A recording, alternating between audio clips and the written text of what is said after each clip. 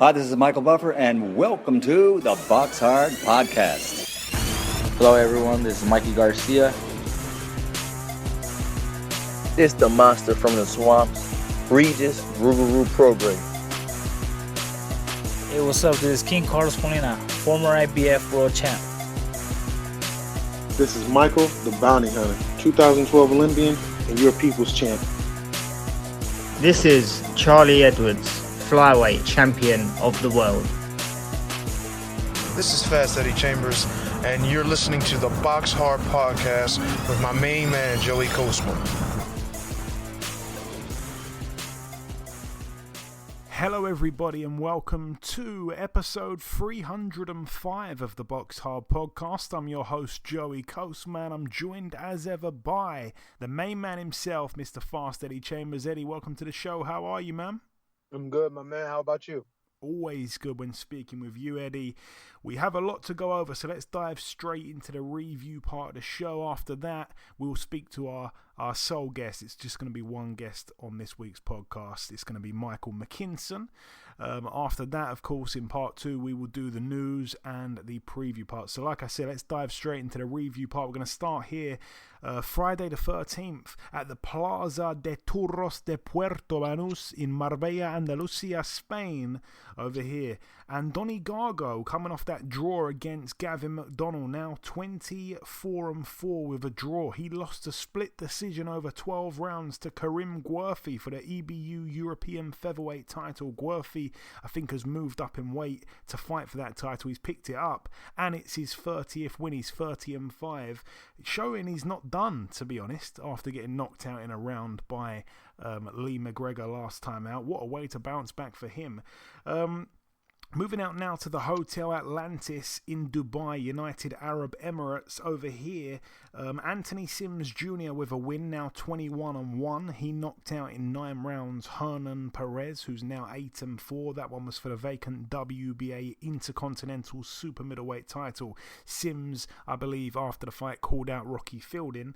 I wouldn't mind seeing that one. The Cuban Mike Perez returned at cruiserweight. He picked up a win, now 25-3 with a draw. A KO in round 4 against Tony Salam, who's now 14-3. That one was for the WBA Intercontinental Cruiserweight title. Austin Trout with a win, friend of the show, in his 40th fight. He's now 34-5 with a draw. A unanimous decision over 10 rounds against Alejandro Davila, who's now 22-3 with 2 draws. Very close on the cards, on one of them at least. 96-95 and 97-94. I believe there was a female judge as well who, gave her scorecard in, and her card was 100-92. So scorecards all over the place there. But anyways, a good win there, like I say, for Austin Trout. I definitely like him. Got a lot of time for him. Moving out now to the Matchroom HQ Garden in Brentwood, Essex, United Kingdom. This one was on DAZN. I'm going to start with the undercard here. Win for Hopey Price, now 5-0. He beat the previously undefeated 5-0 Claudio Grande, and he had him down from a left hand in the 6th and final round. It was just before the bell went.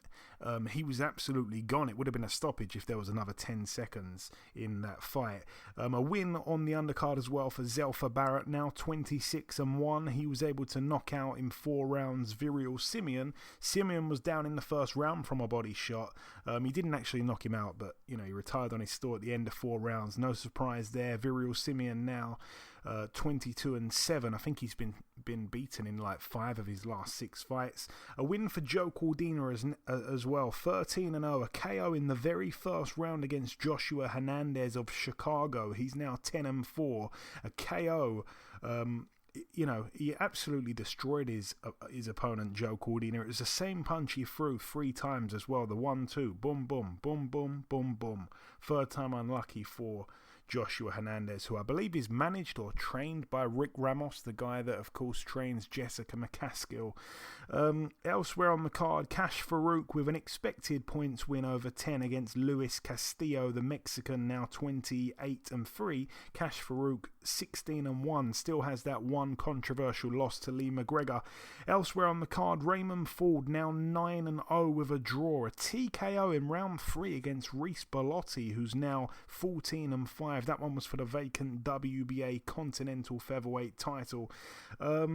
Quite impressive from Raymond Ford to get the stoppage, I think. I expected that to go the distance, and Reece Bellotti can really punch, but considering Ford had that kind of, I don't want to say questionable draw, but unexpected draw, I think it was in his last fight before this, I wasn't sure going up against a banger like Bellotti. I definitely thought Bellotti would pose some kind of questions, but to get him out in 3 rounds is very impressive. Elsewhere on the card, Michael McKinson now 21-0. We will be speaking to him in a few minutes. He beat unanimously over 10 Przemyslaw Runowski, who's now 19-2. Runowski obviously had a loss to Josh Kelly on points. Now he's got his second loss on points to Michael McKinson. Very much expected. A defense of McKinson's WBO Global Welterweight title. One of my favourite fighters, McKinson. It was a total masterclass from him. At some points it looked like the stoppage was going to be coming because he was busting up the Polishman, but it didn't come. And, he's still only got 2 knockouts in 21 wins, McKinson, but he will box your head off for 12 rounds, and in this case 10.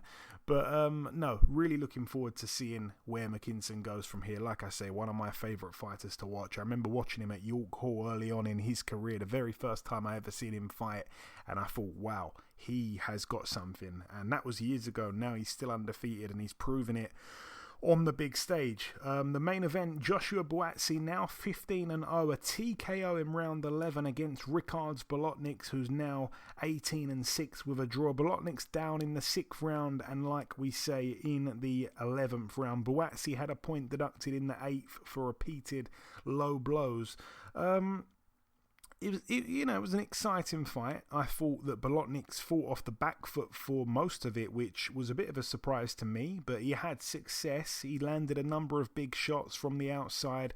Buatsi, for me, was hit way too often. I'm still not convinced. I'm worried a little bit about Buatsi's gas tank as well, and there's no getting away from the fact that Bolotniks came to fight. He's extremely tough. For Buatsi, it was a good win considering Bolotniks winning that golden contract tournament and being in the form of his life. Bolotniks, like we said, he hadn't lost a fight since years ago against Machunu. So I give credit to Buatsi for that, but I couldn't say I was overly impressed. I predicted a points win or a late stoppage, and that's what happened. It was another fight where maybe Buatsi learned some things, but me personally as a viewer, I didn't learn much about Buatsi. It wasn't a fight that would tell us where he can go. I'm desperate to see him stepped up. I feel like he's the slowest moving 2016 Olympian from the Team GB Olympic team by some distance. And as I said before, myself and Buatsi are from the same estate in Croydon. I mean, I hope he proves me wrong and can become a dominant world champion. But right now, I honestly would favour Anthony Yard, Lyndon Arthur, Callum Johnson and Craig Richards over him at the moment. But I really want to be proved wrong. I like Buatsi. He's a nice guy, very, very humble. But yeah, for me to favour, 1, 2, 3, 4 guys over you domestically, I don't know.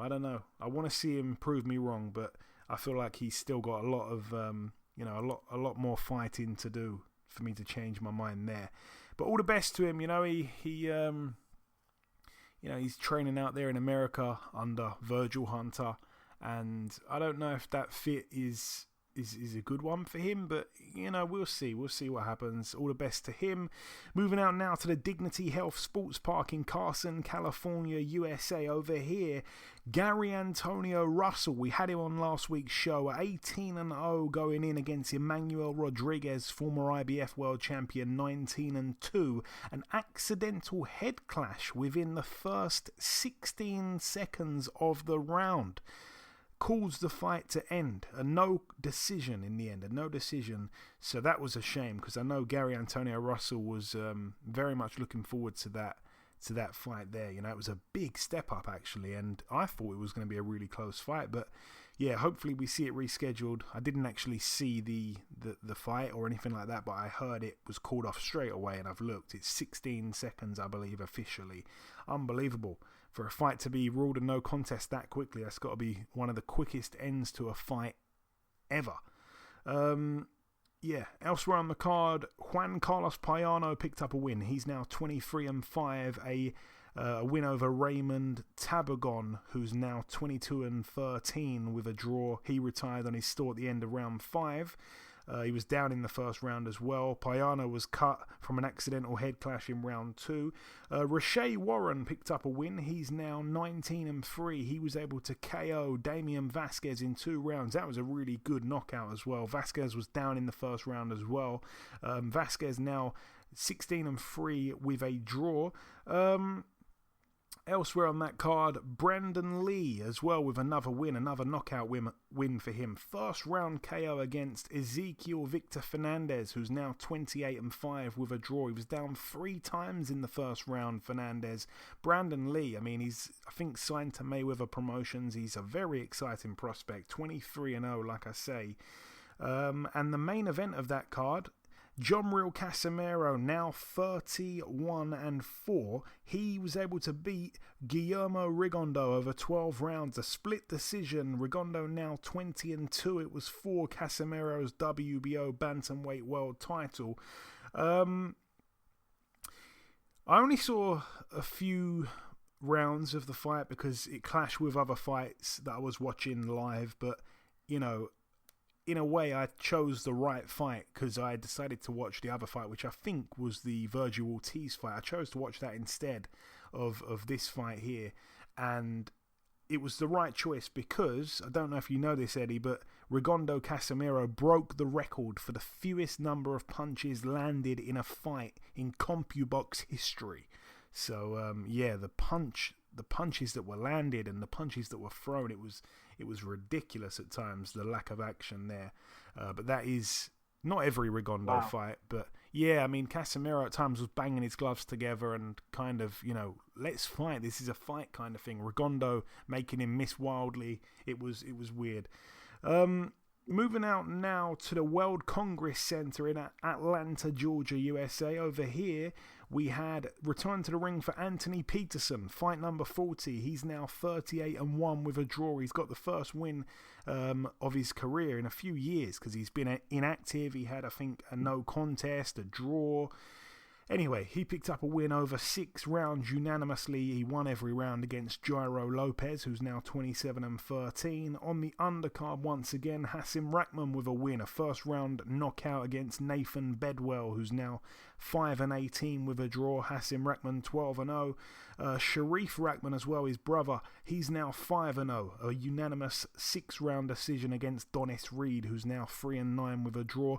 Moving out now to the Palladium in Worcester, Massachusetts, USA. Over here, heavyweight Cassius Chaney, 21-0 now. A unanimous decision over 10 against Sean Dell Winters, who's now 13-6, 98-92, 97-93, and 96-94. All for Cassius Chaney. Friend of the show, really pleased for him.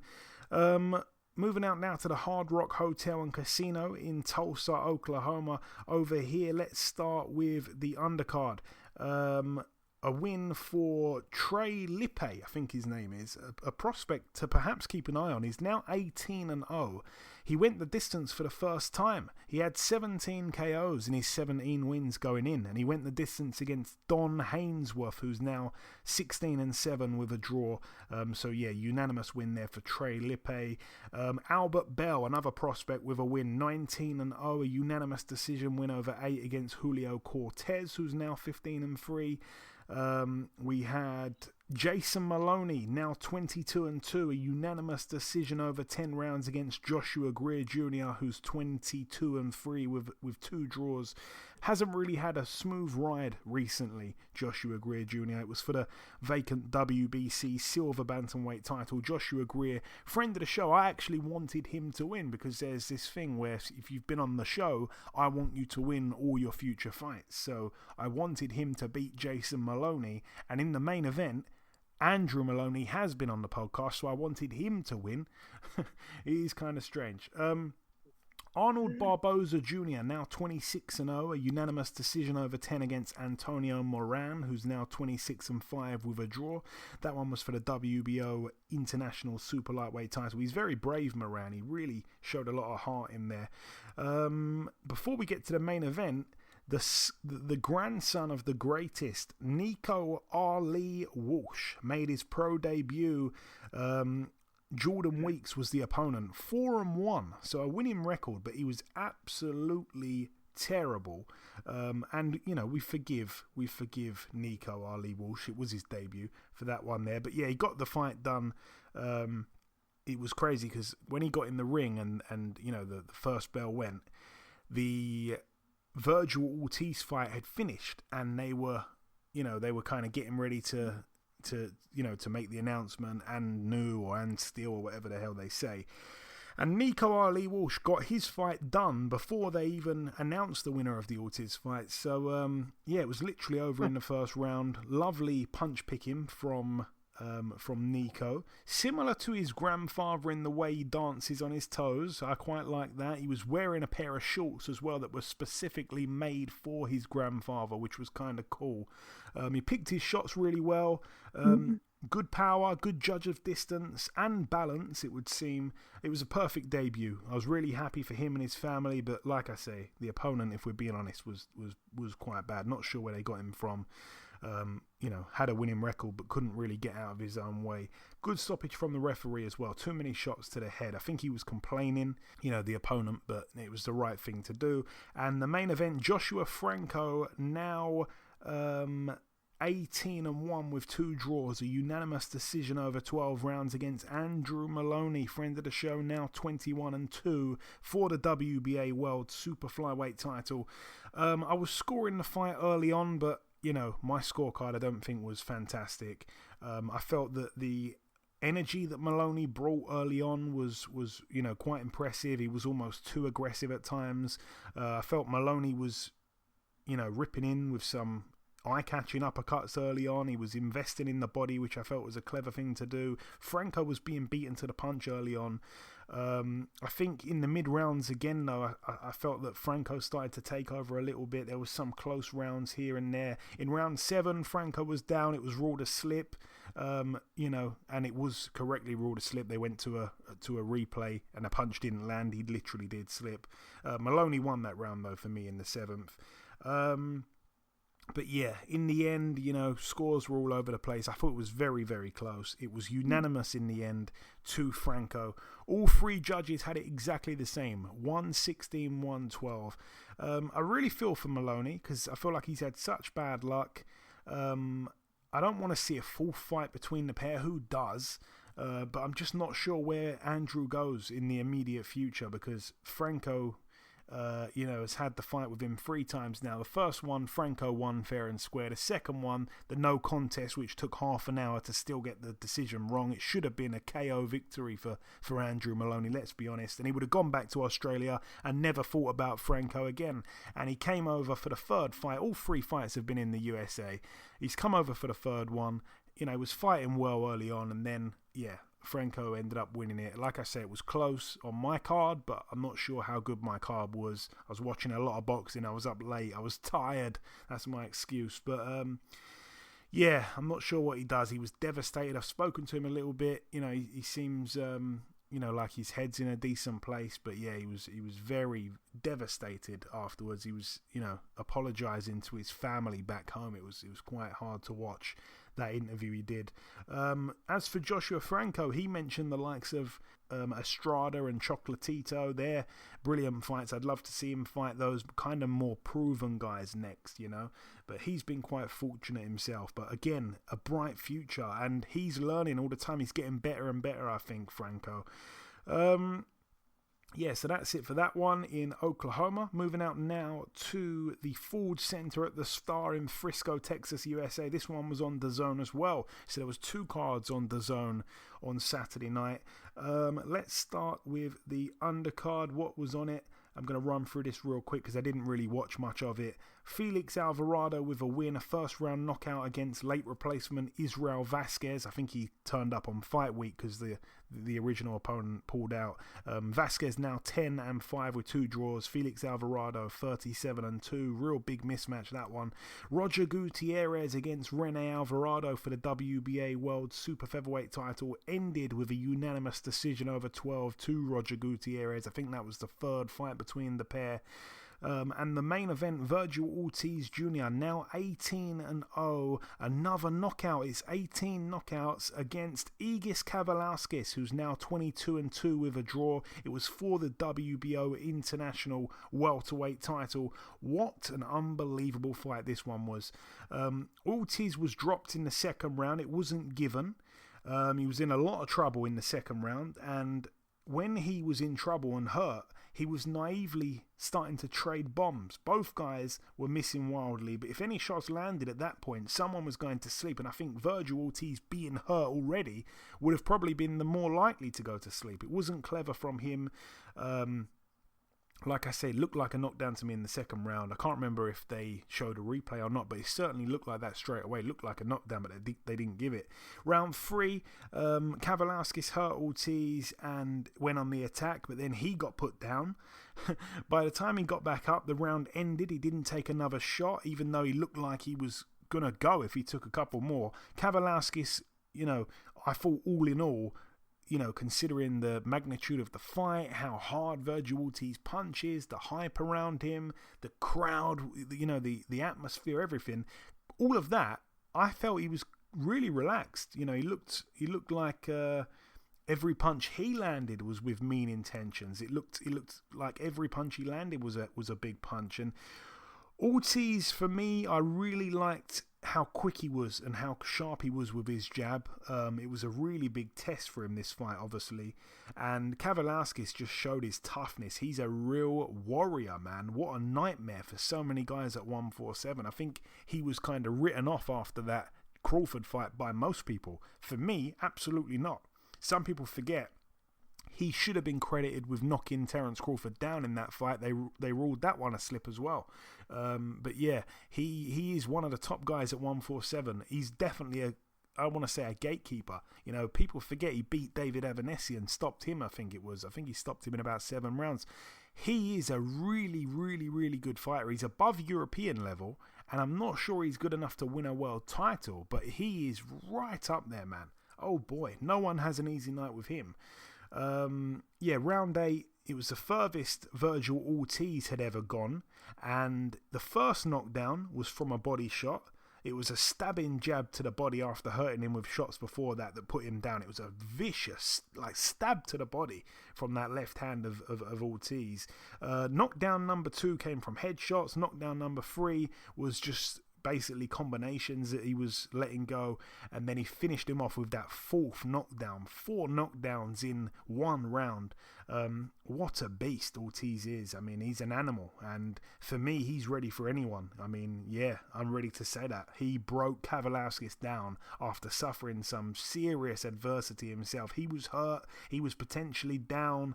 It was an unbelievable fight, and I think that was the fight of the weekend. A brilliant fight. Where does he go from here? I don't know, just up and up. I think he is ready for anyone. Like I say, I'd love to see him in with someone like a Sean Porter. That would be a great fight for him. I haven't really given it much thought, but I'd love to see him in with Sean Porter. If not, give him to Crawford. I'm all for that. I don't mind that.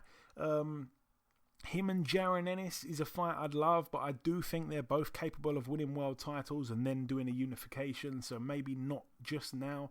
Or maybe now, I don't know. Anyone though for Ortiz, there's not a fighter that he would be worried about going in with. I think he's absolutely class. But anyway, that's it for the review part of the show. Just before we wrap up part 1, it's now time to welcome our sole guest on this week's podcast.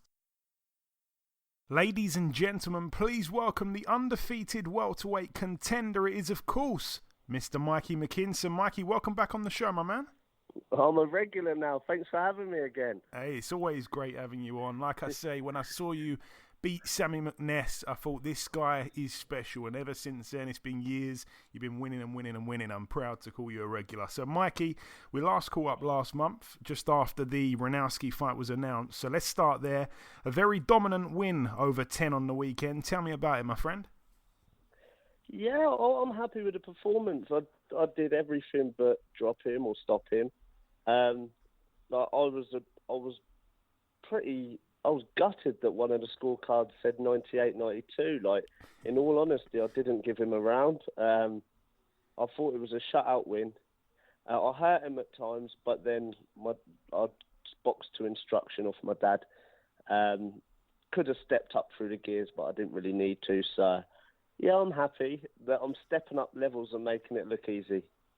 Yeah, and I was going to say, at times, because of the way you were busting him up, it did look like the stoppage was coming. I know the commentary as well, early on in the fight, I think about round 4, they were saying, you know, there could be a stoppage here. Did you believe at that point early on that you were going to get the stoppage? So, going into the fight, I knew it'd be a points win. Look, going into the Chris Congo fight, I genuinely believed, hand on my heart, I was going to knock him out. But like after like 1 or 2 rounds, they do feel my power, and then they don't want to commit.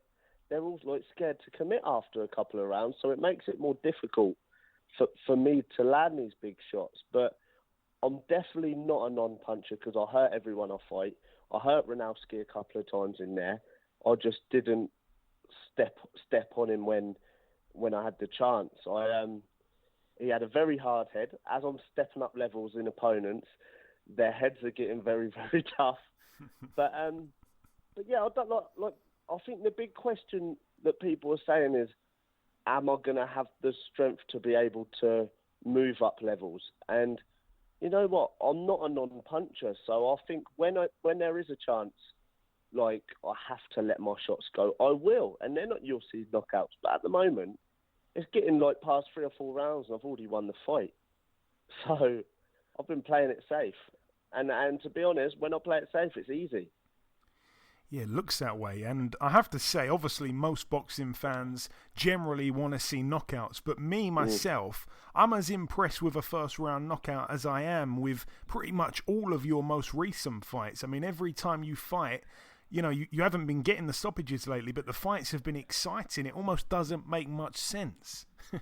Yeah. Well, to be honest, like as I was coming back from the corner, like my dad was saying, this is a masterclass. Stick to your boxing and you're making it look really good. So I did. Like, there's a few times, like when I switched orthodox, I really did hurt him and visibly hurt him and stuff. But he's a dangerous guy, and like I didn't really need to step through the levels and step through the gears. But there will be a chance when I do have to do that. I know people like knockouts, but like I thought it was a boxing masterclass in there, and you know, when I stick to my boxing, I make it look good. Yeah, it really was a masterclass, and he's such a tough guy because I couldn't believe he kept coming out. I mean, Jesus, it was such a dominant performance. People are going to compare my win with Josh Kelly's win, but I boxed a better Runowski than Josh Kelly did. Like, and that's no disrespect to Josh Kelly because I think he's a fantastic fighter, but Runowski took the Kelly fight on short notice. He had 3 months to prepare for me. He came in, him and his team were very serious, very confident. I was walking around the hotel all week and I was getting sly comments from his team, and the new good luck, you're going to need it, all stuff like that. So like the energy that his team brought to fight week, I enjoyed because they were so up for it. And what I said in the press conference, I said I like that they're confident because my style, what happens is they're confident, and then as the rounds go on, round by round, their confidence fades. And like I demoralised my opponent with the jab on the weekend. I thought like my jab was on good form, and I could have won the fight just with the jab alone. And as the rounds went on, you could see like, I broke his heart. Yeah, no, you certainly did. And Conor Benn, after the fight, made reference to your style, and I can't remember exactly word for word what he said, but he said something along the lines of you being, you know, a really awkward southpaw, and to me that kind of translated into who the hell needs that. But how did you receive his words, Michael? Because I think there was a compliment in there somewhere. Yeah, well, I actually haven't seen. I know a few people have told me about what he was saying and stuff, but I actually haven't seen his comments yet. It's like with me and Conor, it's not like a big rivalry where we hate each other. Like, I think we get on with each other, which is frustrating in my behalf, because I'd love to fight him down the line. I'd love there to be a bit of needle, but we get on with each other. There's a lot of respect there, and so like there would have been a compliment in there somewhere, and he doesn't need to fight me. He doesn't, because he's a big enough name to basically call the shots on who he wants and stuff like that. And if he gets the Khan or Brook fight, then fair play to him. Like, I know that's who he wants, but I'm always here. And anyone domestically, other than them two big guys, that deserves the Conor Benn fight, it's me. And I keep proving it time and time again. But I'm not going to just go out there and start abusing him when I don't need to. I'll stay respectful, and then hopefully one day if I can get that fight, then we can talk. But until now, I'm just respectful to each other, really. And I want to ask you as well, Mike, obviously you went 10 rounds on the weekend. How long do you leave it before getting back in the gym? Do you know what? I'm getting bored already. My dad said have a week or two off. Like, although it was an easy fight, like my body don't feel like it was an easy fight. But I've come out without a mark on my face. But like I've got 2 dead arms, and like I do need like at least a week off, I think. But I'm getting bored. Like, if I had it my way, I'd be in the gym tonight. Because I'm a full-time boxer. I ain't got to go back to a job. Do you know what I mean? I ain't got to go back to a 9 to 5. So it's just like how I'm filling my days up. And normally I'm in the gym. So yeah, this week I'm getting bored. I'll probably be back in the gym next week. I'm enjoying some food at the moment, you know. Hopefully I can get out December time, fight again, stay nice and busy, and we'll carry on working my way up. And you say there about hopefully getting out in December kind of time. I doubt you've had the talk with MTK just yet, but I reckon you've probably got something planned in your own mind. What would you like to do next, Mike? Do you know what? I haven't had the chat. So I got back to the hotel on after the fight, and I messaged Lee and straight away, and I said to him, like, December time, like, you know what I mean? Like, at the time I didn't feel like I was in a fight on the weekend. It felt like a spar. It felt like a spar, and it was supposedly another step up for me. So we need to keep the ball rolling in order to be able to progress and develop. So I said, get me out because I want to go on holiday next month, I think. I haven't been on holiday in a couple of years because of everything. So I want to book a holiday with my girlfriend and then straight into a camp. Okay, sounds good. Sounds like a plan. In my ideal world, I would like that. But you never know, do you? Never know what's the plans and what's next. And obviously, my career comes first. Yeah, for sure. And it's not the fight we all wanted to see coming up this Saturday, but, you know, it's a good replacement, I think. Obviously, you're Dennis Ugas stepping in for Errol Spence against Pacquiao. I think I asked you how you thought Spence-Pacquiao would go, but I'm going to now ask, how do you think Pacquiao-Ugas will go? Wow, see, Ugas, like, I thought did very well against Porter. But I would back Pacquiao to win on points, maybe a lot closer than what, like it could be like a very close points win for Pacquiao, and I think it will be his last fight. But people wrote Pacquiao off before he beat Thurman, and that must have been 2 years ago now. Like, even myself, I was one of them naive people that doubted Manny Pacquiao, because he's been about years. He's been in a lot of fights. And he is getting on. And, like, when he boxed Thurman, I was thinking, well, maybe Thurman's got this. And look what he did there. You know what I mean? So I think it'll be another Pacquiao win against this Ugas. But the question is, how many more fights has he got? Like, even if he fights Ugas and calls it a day, like, he's gave a lot of people a lot of great nights, hasn't he? Oh, for sure. Absolutely a legend. And it's looking like Crawford's next fight is going to be Sean Porter. I think they're talking about it going to purse bids. Interesting style matchup as well. How do you see that one going, man? I think Porter will always be in good fights. Like, he's got that engine. He's very aggressive, but I think Crawford's a level above. I think the only fight out there for Crawford would be the Spence fight. Or if Josh Taylor came up, like, that would be a great fight as well. I just think Crawford will have an answer for Porter.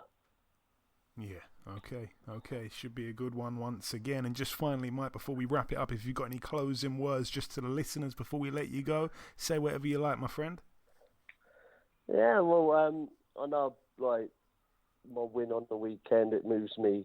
Well, I've got a solid place in them WBO rankings, you know, so a big shout out to my management team for getting me into good positions for good opportunities and stuff. A big shout out to Eddie Hearn for giving me the opportunity of a lifetime to be able to showcase my talent in his back garden and obviously sign me on a free fight deal. So my end, all I can do is stay focused and keep learning, keep developing, and who knows where I'll be in a year or two's time. But I'm working myself up them WBO rankings. And it's absolutely a pleasure watching you win in the ring. And, every fight is such an exciting one. Like I say, listen, Mike, it's always a pleasure speaking with you, my friend. Congrats again on the win. Thanks for your time, and we'll speak again very soon, I'm sure. Thank you very much. Okay, now it's time for part 2 on this week's show. This part, of course, the news part of the show. Going to start here with the fact that Sam Eggington has had his fight announced for September the 10th. We knew he was fighting at that date and that venue in Coventry. But yeah, his opponent's been announced. It's going to be against Bilal Jakitou, who is an undefeated Frenchman. I think he's about 15-0, something like that. So yeah, that one is that. Lee Wood has signed a promotional contract with Matchroom. Again, not sure how many fights they're going to have together, but it's obviously another good signing there for Matchroom. Moving on now to the preview part of the show. We're going to start here with a card that takes place tomorrow at the Comrade Dubai in Dubai at the United Arab Emirates. Over here we have, I'm just going to mention the main event really. It's Shavkat Zomrakhamov, 15-0 with that one controversial draw. I don't want to say controversial. It was a close draw with Jojo Diaz. He's back. He's still undefeated. He fights here for the vacant IBF World Super Featherweight title against Kenichi Ogawa, 25-1 with a draw. We all know him, of course, for controversially beating Tevin Farmer, but then having the decision overturned to no contest after he tested positive for a banned substance. He's since then gone back to Japan, somehow got back in the rankings. I don't think he served the ban, or if he did, it wasn't for too long. And he's back, and like I say, here he is fighting for a world title. Moving out now to Germany, one fight to mention over here. It's a prospect to keep an eye on, I think. A guy called Zan Kosobotsky. He is 15-0 with 14 KOs. He gets in with Joey DeWaco, who is 21-8 with 4 draws these days. It's for the WBA International Heavyweight title. And then, yeah, going out to the final card that takes place at the T-Mobile Arena in Las Vegas, Nevada, USA. Over here, let's start with the undercard. Victor Ortiz, 32-6 with 3 draws in a 10-rounder against Robert the Ghost Guerrero, 36-6 with a draw. All the best to Robert Guerrero, who of course is a friend of the show. Really nice guy, Robert Guerrero. I really, really, really like him as a guy and stuff like that. All the best to him. He's coming off almost 2 years out the ring. Victor Ortiz is coming off 3.5 years out the ring, so it should be fun. Does it go 10 rounds? I'm not quite sure. Elsewhere on that card, we should mention Carlos Castro, 26-0 in a 10-rounder fighting for the vacant WBC Continental Americas featherweight title. He gets in with Oscar Escandon, who's 26-5. Quite a big puncher, Escandon, if my memory serves me right, but coming off a lot of inactivity and losing 3 of his last 4 fights. He lost to Gary Russell Jr. back in 2017, lost to Tugstot Nyambia back in 2018, got knocked out by Brandon Figueroa back in 2018 as well. And he's coming off a win, a first-round knockout against Jack Tepora, who was an undefeated Filipino fighter, 23-0. But since then, it's been like a year and a half or something since then. And here he is against Carlos Castro. Very strange circumstances. Elsewhere on the card, we've got Mark Magsayo, the undefeated Filipino, 22-0 with 15 KOs. He gets in with Julio Ceja, who barely ever goes the distance, 32-4. With a draw. I think he's only gone the distance in, I think it's 5 fights out of 37. But yeah, he's not in the best form. He's coming off that draw to Brandon Figueroa, which again was almost 2 years ago. And before that, he lost to Guillermo Rigondo in a fight he was winning, by the way, till he got knocked out. And then the fight before that, he lost as well. So this seems like a card featuring a lot of people coming off a long time out the ring. And that brings us on to the main event. Manny Pacquiao, 62-7 with 2 draws. Once again, coming off over 2 years of inactivity. He steps in defending his WBA Super World Welterweight title against Yordenis Ugas, 26-4, the late replacement for Errol Spence. It's over 12 rounds. This is a great fight, man. I really think it's a great fight. I feel like it has got points written all over it. Like, oh my lord, I'm going to be putting some money on a bet here. If anyone's listening to me, you've got to do this, because it looks like you get more than even money, and even money, doubling your money is a good bet here. Yordenis Ugas, 26 wins, 12 by KO, not a big puncher. He's lost 4 fights, none by knockout, and Manny Pacquiao, we know, hasn't scored a knockout aside from that one against Lucas Matisse. I mean, that's 1 knockout in his last 1, 2, 3, 4, 5, 6, 7, 8, 9, 10 fights. So, yeah, 1 knockout. 11, 12, 13, 14, 15, 16. You've got to go back to he's got 1 knockout win in 17 of his last fights. And that all started... You've got to go back to 2009 against Miguel Cotto. Since then, 17 fights, only 1 knockout win, and it was against Lucas Matisse. So, yeah, you'd imagine he's not going to knock out Ugas, who's never been knocked out. So I tell you what, that's a good bet, I think. But then again, Ugas could win. But that fight, 100%, I believe, goes to points.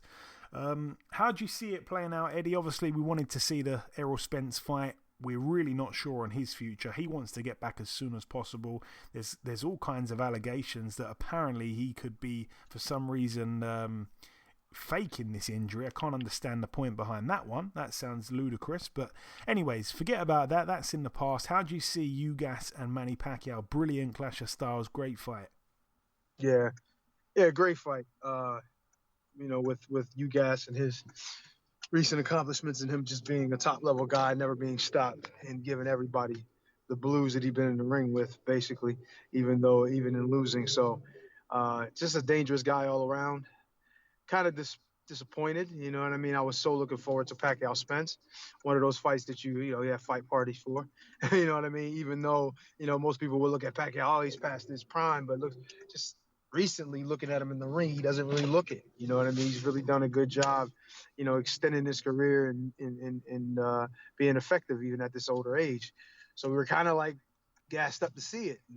It's kind of unfortunate it's not happening, but this is like, if you had to pick a fight or pick an interesting matchup, this would probably be it. You know what I'm saying? Don't get me wrong. Other people would have said, hey, well, what about Terrence Crawford and all of the big, glossy names that we want to see him against, or, we want to see. But don't be confused and to think that this won't be an action, interesting kind of fight that is going to be contested. It's not going to be Ugas is just not going to, back off and make it easy on him. You know what I'm saying? I think Pacquiao possibly wins, but it's going to be a tough fight for him, especially like, if you think like back when Pacquiao fought, Horn, you know what I mean? Jeff Horn, he was like a tough guy, you know what I mean? But kind of like a dark horse. Nobody really thought he had a chance, and he came out in there and showed it. Showed that obviously, even though I feel like Pacquiao probably won the fight, he gave him trouble. So this is the kind of thing that you got to think with a guy with nothing to gain, nothing to lose, and everything to gain in this situation. Maybe you look at Ugas as that guy. Now, granted, Ugas is still he's still on his way up or in the prime of his career, so you don't want to lose to an old guy. But Pacquiao still has the name, and Pacquiao still has done great. He's beaten Keith Thurman recently, so you got to give him the nod and say he's still Pacquiao. You know what I mean? So, like I said, in this situation, Ugas is just like he's in a good position. Everything he does, if he does well, he goes in there and wins. It's going to be great for him. But Pacquiao still got to, protect his legacy and, prove that he's still, he's still alive. You know what I mean? Most people was taking Spence and thinking that, Pacquiao is just too old to deal with a guy like that. But I think Pacquiao still has a lot to prove. And I think it's going to be interesting because of that and the crossroads these guys are at their careers. Yeah, I feel like Manny Pacquiao has been training really, really hard for obviously Errol Spence primarily, but he took his training seriously for sure. Looks in great shape again, as he always does, and he can't afford to take his eye off the prize against Ugas, because I tell you what, Ugas is a dark horse, like you say, Jeff Horn was at one point. For a very brief time, I think Jeff Horn was, but Ugas, he gives a lot of people a hard fight. I've been calling on him and Spence for a long time. That was a fight I wanted to see. I think Ugas is a really, really underrated fighter. Got a couple of losses that could have gone either way, particularly that one to, I think it was Sean Porter. That could have gone either way. He's a really, really top fighter that doesn't get the credit. Obviously, doesn't speak English or anything like that as well. I don't think that helps him when it comes to UK and American boxing fans. What was you going to say, Eddie? Sorry. No, I was agreeing with you 100%. Like a guy that really can't come across to you can't really understand. You don't really, there's a language barrier. There's a lot of different barriers. The cultural thing makes it really difficult for you to root for him. So it's like, unless he's like a big time puncher or just a huge star like Canelo is, and then you see Canelo now learning to speak English. So, it's hard. It's hard to become a star like that. So he's going to struggle with that, but hey, it is what it is. You keep winning. It don't matter. Cures everything. Yeah, absolutely. We shall see. It's going to be a great fight, and I will definitely be tuning in. But anyway, that brings the preview part to a close. The final thing for me to do is to come in with the outro, which I'll do in just a few seconds. Okay, and this wraps up episode 305 of the BoxHard Podcast. I've been your host, Joey Coastman. Eddie Chambers has been with me for the duration of the show. A massive thank you to our special guest on this week's podcast, the undefeated welterweight contender, Michael McKinson. The biggest thanks of all, though, goes out to you, the listeners. Thanks once again for tuning in to this week's podcast. One piece of news has broken whilst we've been recording the show. Callum Johnson's opponent's been announced for his fight set for September 11th. He'll be boxing a Serbian fighter by the name of Marko Nikolic, who boasts a record of 27-1. Remember, if you do need a discount on Manscaped products, you can use the code BoxHard for 20% off and free shipping. But that's about everything from myself. Enjoy your weekends, people. Stay safe, and we shall see you all again next week.